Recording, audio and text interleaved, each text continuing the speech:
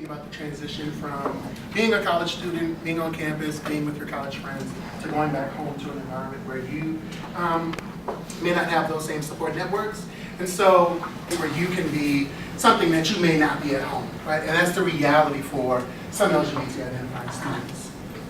Sometimes for LGBT students, home life can be full of homo antagonisms, right? So oftentimes we talk about this idea of homophobia, transphobia, racism, classism, as if those things are outside of us, right? But some of those things can be our parents. Some of those things can be our brothers and sisters, right? Or our close friends at home, or our neighbors, right? So it's not that homophobia always is so far away from us. Sometimes it could be in the very place where we sleep.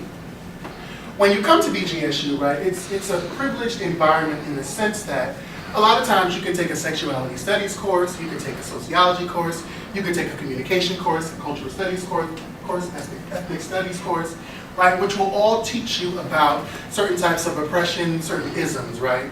And then you could go home to a family that is racist toward black people, right, or is classist toward people who have no money, right? So sometimes when you become part of a progressive community, when you go back home, right, those people might not ultimately be progressive.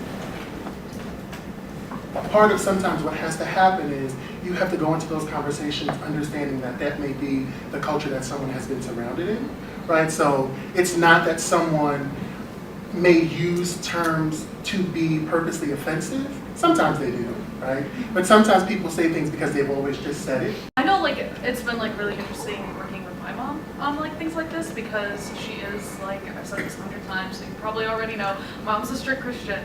So like having these conversations about the LGBTQ plus community is a struggle, and it is like a fight all the time. Because, like you all are saying too, I think oftentimes different generations are used to different terms. Some generations have reclaimed terms that have been previously more offensive in the past, and so kind of unpacking some of that. And sometimes even friends, it's helpful to have a little bit of a approach them with a little bit of a sense of humor and let them know, look, I want to know more about what you're thinking, what this means for you. Have you thought about this? Versus just coming in, just like coming in hot. One of you, I mean, It's your last name. We have It's your last name, right? Going out, right? So quite often, right, we may go out with our friends, we may go to different cities, we mentioned pride events, and at pride events, right, we often like to stay the night or stay into the night and go to various clubs and have fun. And that's a great thing. If you do decide to go home with somebody, let your friends know where they live, those kind of things, okay?